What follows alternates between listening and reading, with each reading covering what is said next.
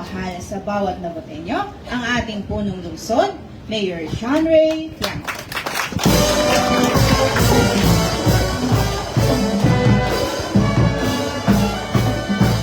Maraming salamat po sa ating lahat. Magandang umaga po sa ating mga kasamahan sa Sangguniang Panlunsod, mga konsehal po natin, sa ating Assistant Regional Director for Operations, Sir Bienvenido Barbosa. Siyempre ang ating nag-iisang Family Court Judge, Ma'am Cecilia Paralag, presiding judge, at sa ating mga attorneys po nandito, sa ating mga kasamahan sa paglilingkod dito sa ating lungsod ng Navotas, lalong-lalo na yung mga kasamahan po natin na sa DSWD, Ma'am Jeng Serrano, at sa lahat ng magagaling at masipag at mapagkalingan mga kasamahan po natin. Magandang umaga po sa ating lahat. Okay? So, unang-una, pagbati ng happy 120th anniversary po natin. So, 120 years na po natin. At ang tema po natin ngayong taon po na to ay itaas. Okay? At syempre, pagbati rin sa ating kaibigan kay Father Alan. So, itaas, ibig sabihin, empowered,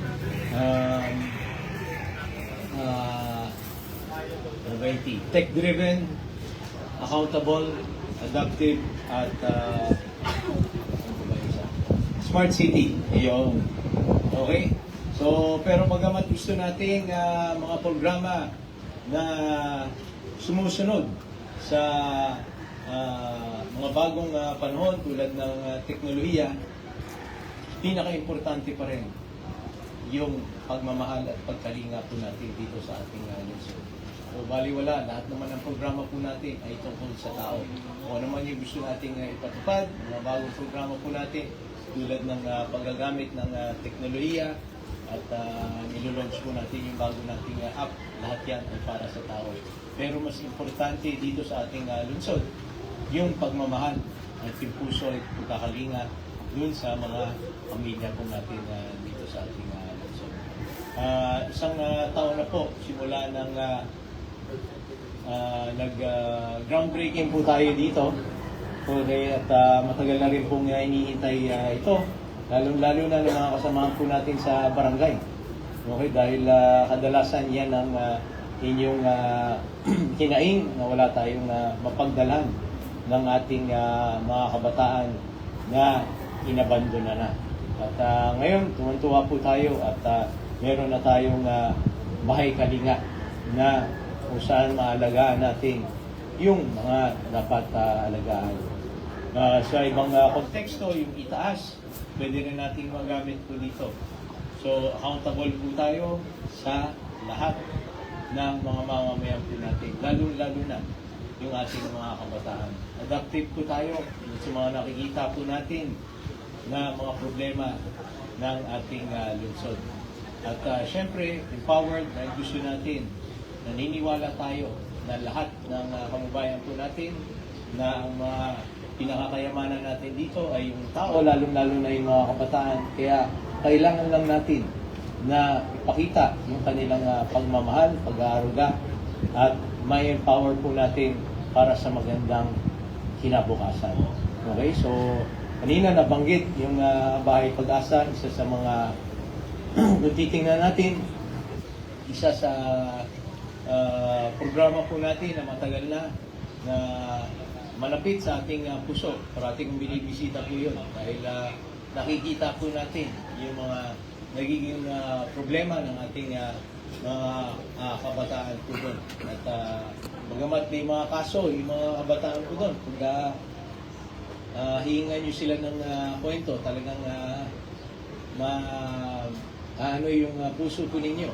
Dahil sa totoo, yung mga dapat na nag-aalaga sa kanila, yun yung nag-aabuso sa kanila, at nakita po natin doon, kaya sila nagkahangganon dahil never nila naramdaman yung pagmamahal. So ang nakita lang nila ay puro kaharasan, violence. So yun rin yung napapakita nila yun sa kanilang kapwa. Pero nung nalipat na po natin at natayo po natin doon, sabi nga ni judge. Dahil nung una po ako naging mayor, sakit ng ulo ko po yan. Kasi yung bahay Pag-asa po natin dati, kung saan-saan lang po natin nilalagay. Naalala po ninyo, nandun po sa ilalim ng City Hall. So, kahit anong gawin po natin, pag-aalaga, pagbabantay, okay, nakakandado, lahat. Okay, parating may tumatakas. Kahit anong gawin natin, parating tumatakas. So, yun, tumatakas sila dahil hindi maganda yung lugar po natin.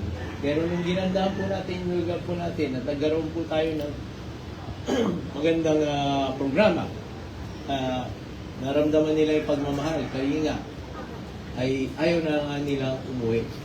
Okay, doon sa kanilang tuloy. Ngayon lang sila nakaramdam ng pagmamahal. Okay, so grabe yung mga kwento doon. Yung isa doon na hindi ko makalimutan dahil yung isa doon nakita ko puro ano siya ng sigarilyo. Pasok. Puro paso siya ng sigarilyo. So tinanong ko, ano bang kaso mo? Ano yata, nanaksak yata o ano? Sabi ko, anong nangyari? Yung pala, pilitan siya magtulak. Okay, pag hindi siya nagtulak, inaano pala siya, napaso ng sigarilyo. So, nagagamit yung mga kabataan din sa mga abuses. Yung iba nga, parating binubugbog ng magulang. So, yun nga, hindi mo mabibigay yung pagmamahal kung hindi ka nakatanggap ng pagmamahal. At doon natanggap nila yung pagmamahal, kaya kahit paano ay makikita niyo doon, very talented yung mga kabataan doon, iba't ibang talento. So, kailangan lang talaga natin makita, i-recognize at i-empower yung kagalingan ng lahat ng kababayan po natin. At dito nga, sabi nga natin, it takes a village to raise a child. So lahat tayo ay may responsibilidad na kalingain lahat ng kababayan po natin dito sa ating lungsod. So lalong-lalo na yung mga inabando na, at least may mapupuntahan na po sila. At bago nga tayo nagsimula kanina, inikot ko muna yung ating facilities. At maayos naman po, maganda, komportable, at sigurado, magandang mga programa po natin dito. Okay? At magiging magaganda rin yung mga kwento po natin dito pag dumaan sila sa proseso. Hindi lang ng programa, kundi ng pagmamahal at pagkalinga sa ating lahat. So, yan, tuwa po tayo sa ating programa po at papasalamat po tayo at sa wakas ay mabubuksan na rin po ito at yung mga problema nating lahat ay paano mabibigyan ng solusyon. So, sa mga magtatrabaho po dito, siyempre, nagpapasalamat po tayo at sana alagaan natin yung ating facilities.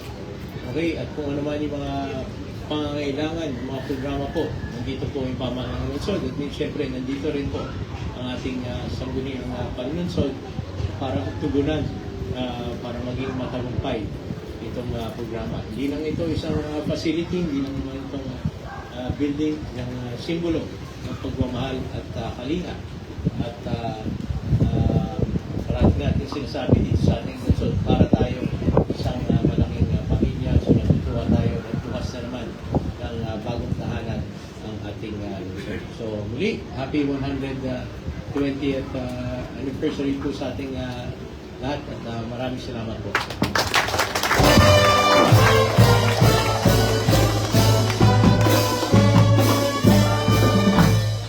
Maraming salamat po, Mayor John Ray Yamco.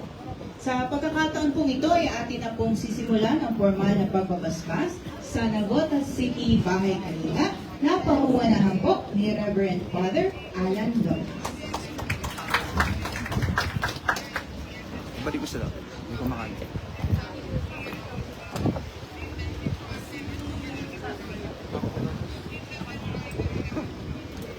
Magandang umaga po sa inyo lahat. Para na po natin sindihan ang ating mga kandila.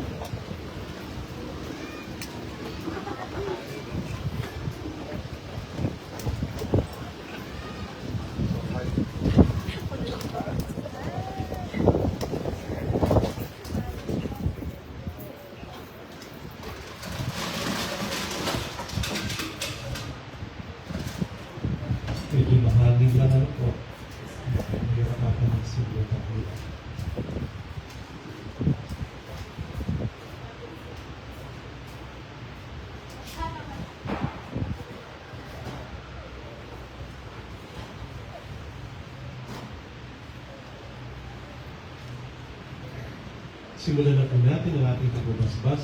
Sa ngalan ng Ama at ng Anak at ng Espiritu Santo, ang biyaya ng ating Panginoong Jesucristo, ang pag-ibig ng Diyos Ama, at ang pagkipagkaisa ng Espiritu Santo naway sumainyong lahat. Mga kapatid, tayo natitipon ngayon upang basbasan ang gusaling ito na tatawaging Bahay Kalinga. Ang proyektong ito ay bunga ng pag-ibig at pagmamalasakit. Ang bawat sulok nito ay niaalay natin sa Panginoong Diyos upang maging kanlungan ng mga nangangailangan, pahingahan ng mga pagod, at tahanan ng mga muling naghahanap ng pag-asa. Sa pagbabasbas natin ito, hinihiling natin na ang presensya ng Diyos ay manahan dito at sa lahat ng mga taong maglilingkod at maninirahan dito. Sumainyo ang Panginoon. Ang mabuting balita ng Panginoon ayon kay San Mateo. Puri sa ito. Sapagkat ako'y nagugutom at inyong pinakain, ako'y nauuhaw at inyong pinainom, ako'y naging dayuhan at inyong pinatuloy, ako'y naging hubad at inyong pinaramtan, ako'y nagkasakit at inyong dinalaw, ako'y nabilanggo at inyong pinuntahan. Magtatanong ang mga matuwid, Panginoon, kailan po namin kayo nakitang nagutom at aming pinakain, o nauhaw at aming pinainom? Kailan po namin kayo nakitang naging dayuhan at aming pinatuloy, o hubad at aming pinaramtan? At kailan po namin kayo nakitang may sakit o nasa bilangguan at aming pinalaw? Sasabihin ng hari, tandaan ninyo, nang gawin ninyo ito sa isa sa pinakahamak sa mga kapatid kong ito, ito ay sa akin ninyo ginawa. Mga kapatid, ang mabuting balita ng Panginoon.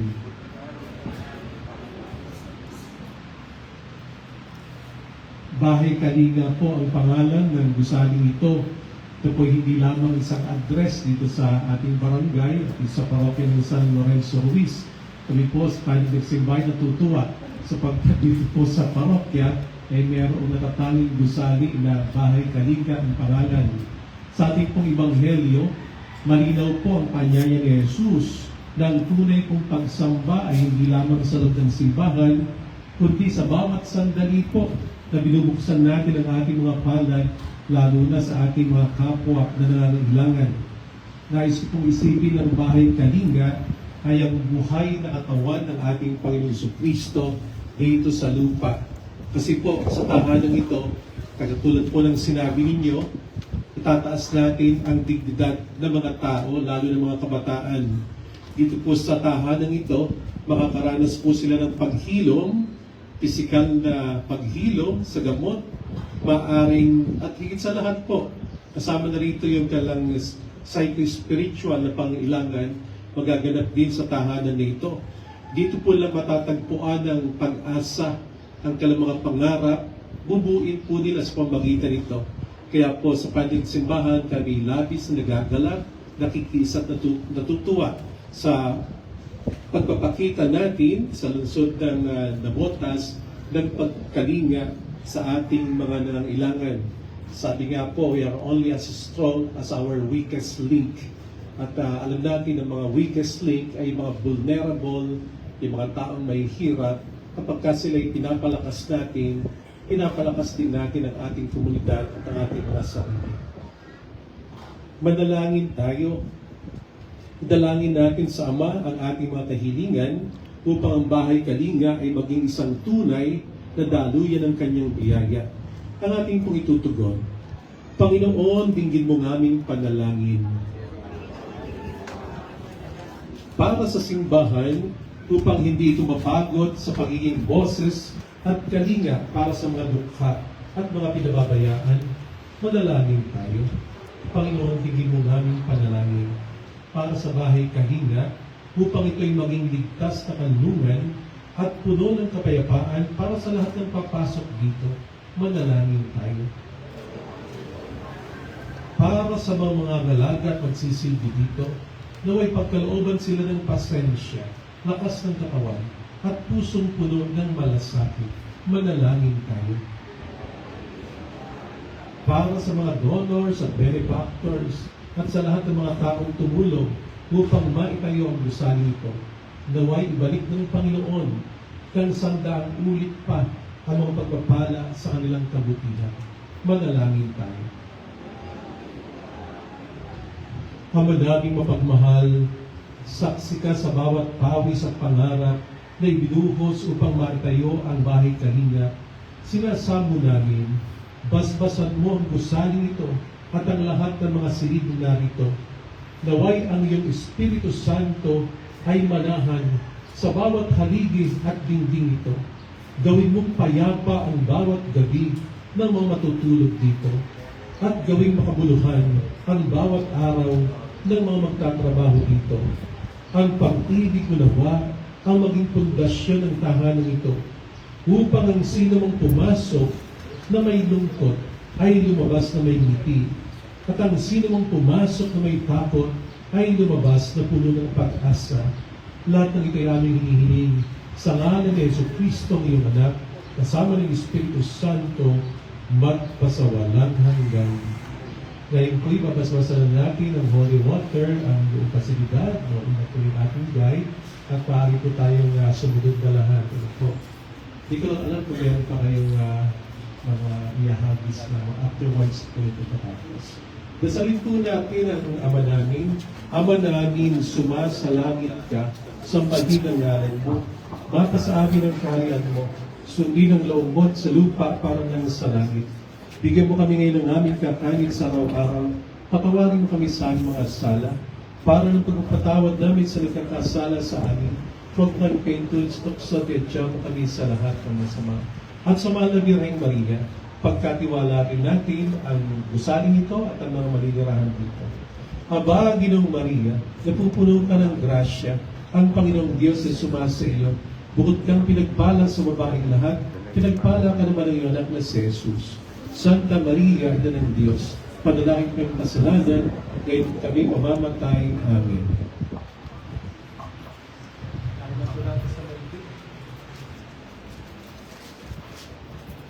Sino yung guy? Pag dito ka mo, okay.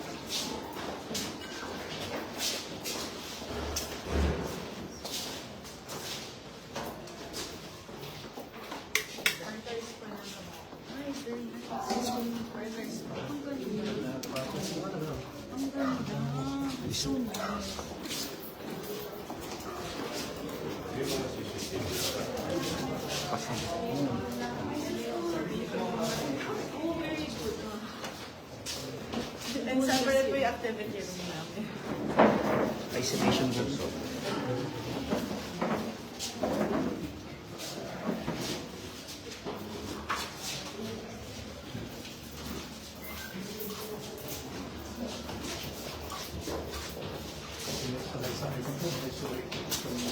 It's isolation. Okay, ba na?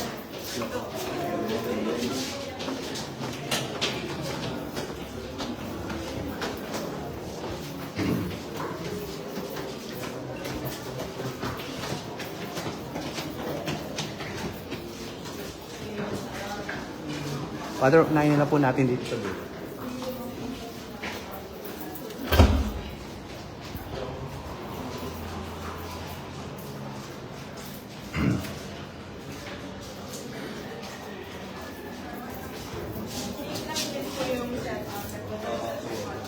Panglalaki lang po.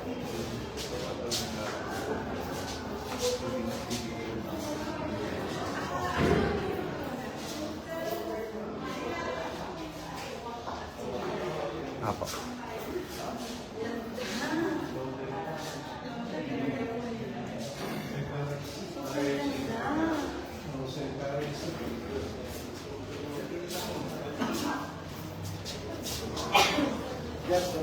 Oh. Para pababa na tayo. Wala na sa taas niya. Meron pa dun sa kanto.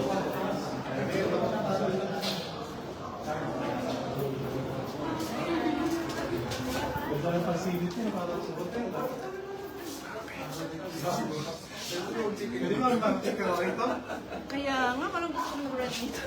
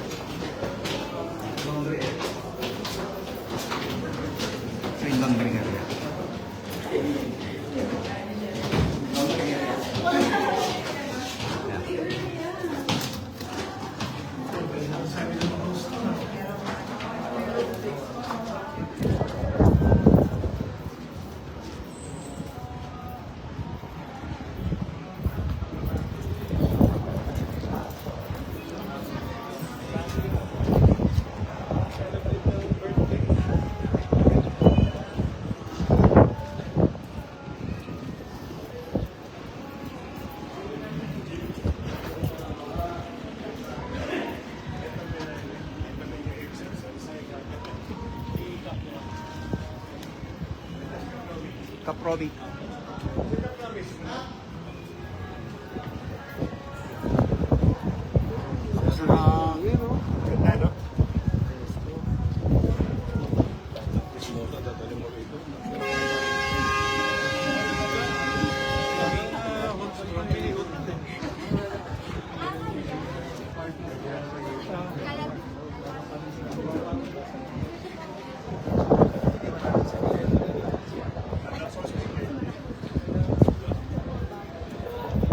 Sabi niya, tuloy na kayo.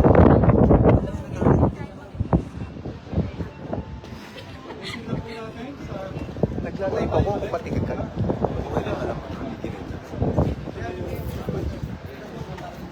Basta ko lang. Conclusion po, dito na tayo sa baba. For the final.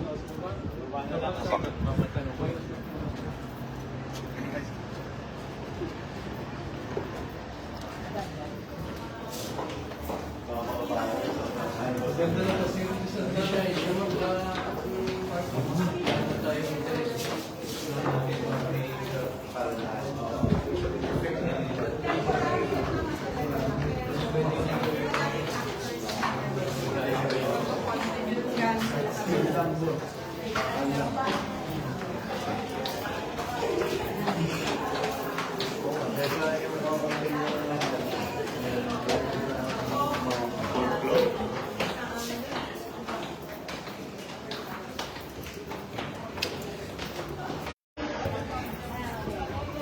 Ribbon.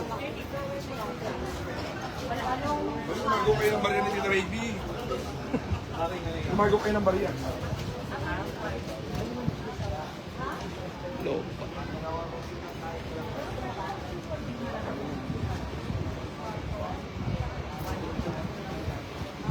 Start.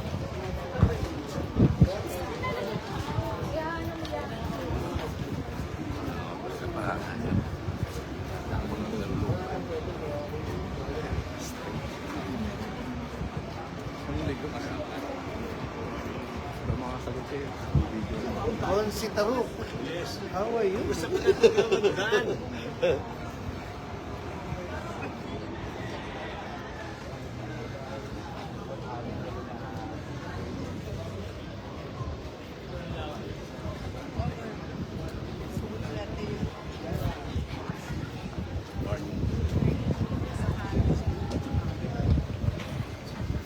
Pangwakas na panalangin, ang kapayapaan kaloob ni Kristo ay maghari nawa sa ating mga puso at ang salita ni Kristo ay manahang lubusan sa ating kalooban upang ano man ang ating gawin sa salita at gawa ay mangyaring lahat sa ngalan ni Jesus na ating Panginoon. Amen. Sumainyo ang Panginoon at pagpalain kayong lahat ng mga pangyarihang Diyos, Ama at Anak at Espiritu Santo. Congratulations po!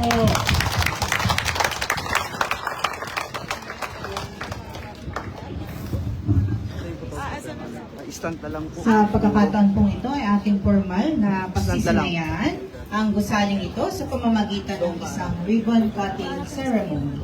Mani, Atraso. instant na lang.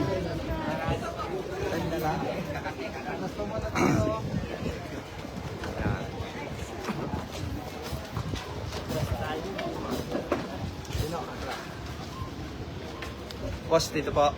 Ito po, camera po. Ready? 1, 2, 3. Cut po.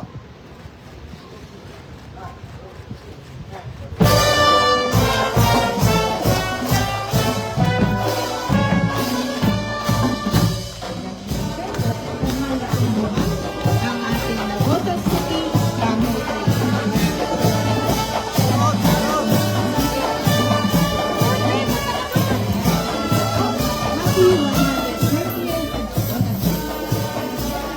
Konsi!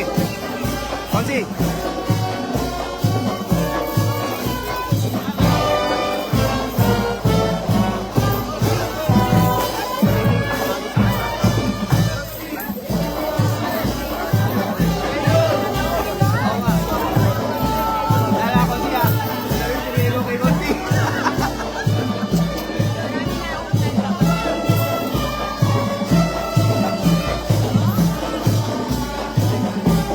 Boss, message po.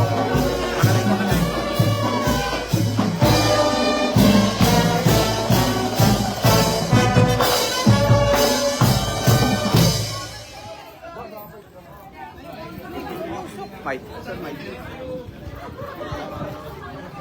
Sir Mike. Sir Mike.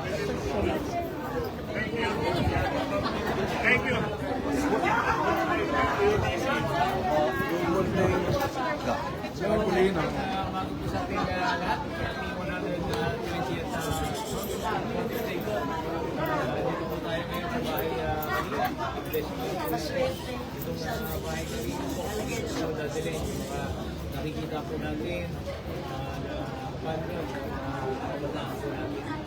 Okay, so gusto natin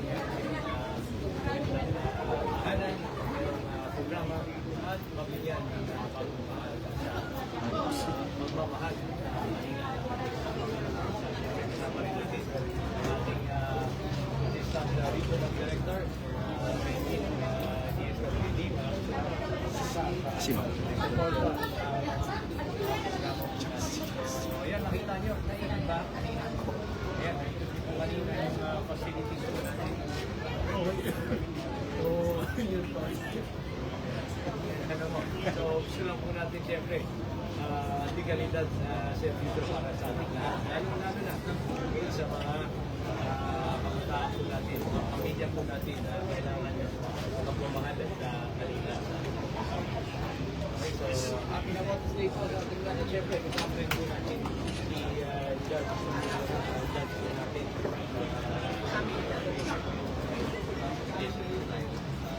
Okay, saya all! Saya all!